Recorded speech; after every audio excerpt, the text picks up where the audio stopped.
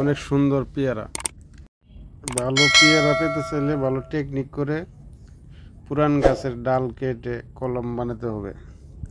তারপর ভালো করে সে আলু বা টমেটো বা গাজর দিয়ে ভালোভাবে গ্রুপ কেটে গাছের ডালে লাগাতে হবে। পেয়ারার গাছে আটকাই দিয়ে তারপর 250 মিলি প্লাস্টিক গ্লাস দিয়ে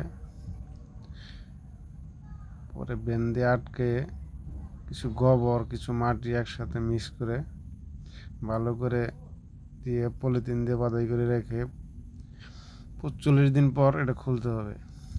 তারপর খুলে ভালো করে দেখে শিকড় গজানোর পরে আপনারা মাটির টবে বা বালতির ভিতর বা যে কোনো টবে লাগাই রাখলে 6 মাস পরে এরকম ফল পাবেন।